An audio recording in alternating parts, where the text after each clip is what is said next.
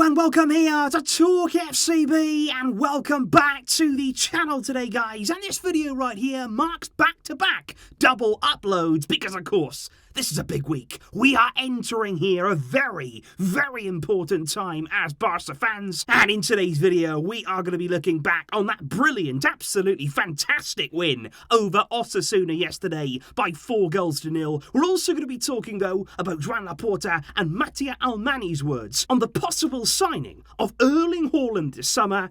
And especially with that in mind, we are also going to be addressing the updated salary cap for Barca, which was released by La Liga today, and those numbers did make a few people a little bit concerned. So we're going to be talking all about that. Let's do it! Because indeed, Barca's performance against Osasuna on Sunday evening was nothing short of spectacular, and in particular that first half, like I say, was absolutely breathtaking there in the way that we got that early lead and then we really built on it, and that's what we wanted to see for a long, long time from Barca. Not only getting ahead in a game, but being ruthless, going about your opponent, putting the game away and beyond any doubt whatsoever. And one player who I didn't actually single out as much in the match review as maybe I would have liked is Xavi. I've got to talk about him right here and now because obviously he was crucial in that first goal, that all-important opening goal of the game, winning the penalty which Ferran Torres stuck away. But I just thought overall, Xavi's game, it is absolutely outstanding. Not only on the ball either, it's off it that is so impressive. The sheer amount of work that he gets through in a 90-minute game, you know, in terms of ball recoveries, winning the ball back, recycling it, and really putting in the hard work to go with all of the rest of his quality. And that's the kind of energy that we missed in the first leg against Galatasaray when he was suspended. And I think Xavi's words said it all. We spoke after the game against Gala, the fact that we didn't actually bring that intensity, that it was a flat performance. And Xavi basically said that was a wake-up call. After that game, I made it very, very clear in my press conferences and in the dressing room that that was not going to be acceptable. We have to bring the intensity. And he said the game against Osasuna was one of the best games that we've played since I have been the Barca coach. But it was also the way for me that Xavi, he never stops. He's never going to stop either. And that is the most exciting thing right now about this project and this journey. Because as you can see there, when he was asked about enjoying his time as Barca coach, he spoke there about the difficulties in the opening month and a half, but the fact that this job at Barca, it's not an easy one. It's never going to be an easy one. He's very much aware of that, given his history here. But he said, I'm also a perfectionist. He said, even after a game like this, I go home, I've got 1,000 things, 1,000 ideas going through my mind. And that there, that kind of quote, and that insistence on finding perfection in his team, that reminds me so clearly of Pep Guardiola during his time at the club, of course, during his time away from the club too. But that is exactly the kind of mindset that Pep has and continues to this day, striving to make his team the best, always looking for new ideas, always looking for new solutions. And we can only hope and dream that Xavi follows that path. But of course, guys, like I say, away from the field and indeed there behind the scenes at Barca, we have been working very hard to revive our financial situation and turn things around. But indeed this morning there were a few raised eyebrows when La Liga released, as you can see right here, the updated salary caps for each La Liga club following the January transfer window. And as you can see there, the figure that currently goes with Barca's name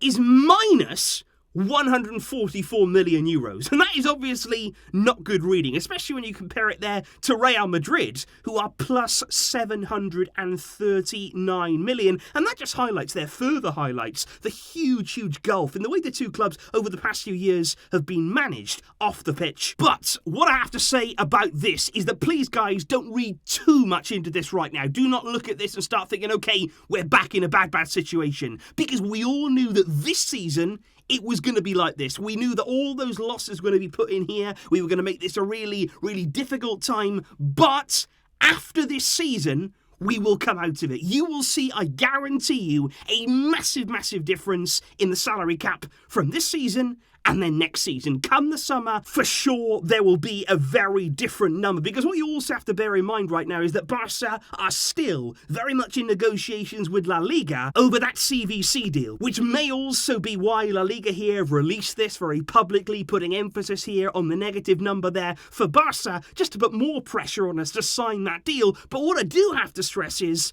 these negotiations have been going on for a long time, and now the kind of deal that we're discussing is a very different one from back in the summer. Because obviously this CVC deal is the reason why we couldn't register Messi, why we couldn't get him to sign within our salary restrictions. We didn't want to sign away a portion of our TV rights for the next 50 years and damage the club by doing so. But this new deal that has been negotiated in all of this time, it looks very different. And there is a possibility that in the end, Barça and La Liga could reach an agreement, which of course then would see a big injection of cash coming Barca's way from next season. But speaking of cash, speaking of wages, speaking about that salary mass, we do have to talk about Erling Haaland, because there has been plenty of news over the past few days when it comes to his future. There have been plenty of rumours that maybe Man City have jumped ahead in the queue for Haaland, ahead of Barca, ahead of Real Madrid, and that maybe they've actually agreed a deal in principle to sign Erling Haaland this summer. That was something there that was reported in the British media, but it has since been denied from the side of Erling Haaland that nothing has yet been agreed, nothing has quite been done yet, and there's no real change in his situation right now. But it is very, very clear that Man City do have the resources, they do have the project, they do have the coach, all the things they would need to convince Erling Haaland to sign with them this summer. But I do want to actually there draw your attention to some words from Laporta, because he was speaking on Sunday there to eSport 3, and it was interesting the sort of tone of what he was saying. Because when asked about big signings like Erling Haaland, about big operations that are going to be financially certainly big ones for the club, he said even if we were in the best economic situation,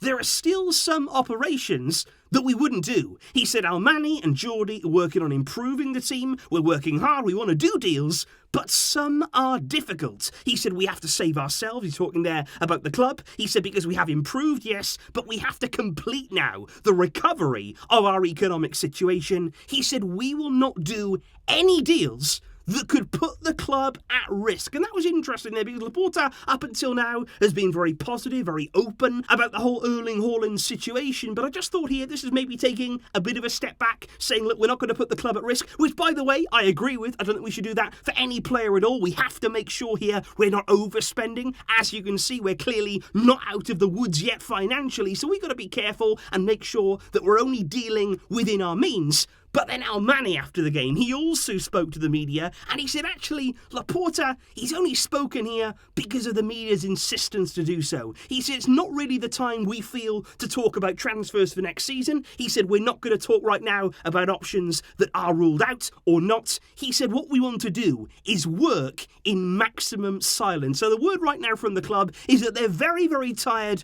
of all the transfer links. They don't like the fact here that Erling Haaland's name continues to come up. Today we're hearing about Mohamed Salah, who may or may not be renewing his contract in Liverpool. Could he be an option for Barca? Messi, of course, we discussed him earlier on today over on MORETALKFCB. The club would rather go about their work, as we've seen since they've come in silence, working away in the background, getting good deals done, making good progress without all of this noise in the media. And I think the question that I would leave you guys with today, the question I really want you to go away and let me know down in the comments below is, where would you like to see us spend our money this summer? We know that we can't sign everyone. We know that we are going to be restricted in some ways in what we can do. But would you go down the Haaland route? Would you make sure that you commit everything to get that deal done? Would you look into the possibility of bringing back Messi and the finances that will be needed to make that possible? Would you go down a different route? Mohamed Salah? Would you think they're about renewing Ousmane Dembele? All these different options that are coming up and certainly appearing in the media, much to the club's annoyance. But what would you do, and where would you be spending our hard-earned money? Let me know all that down below, guys. I will, of course, see you soon, because, like I say, a massive week coming. Galatasaray on Thursday, Real Madrid on Sunday. I will see you soon, with plenty more videos to come, and plenty of excitement, hopefully, in these coming days. Thank you indeed for watching, and for all of your support. But until next time, as always, Visca El Barça!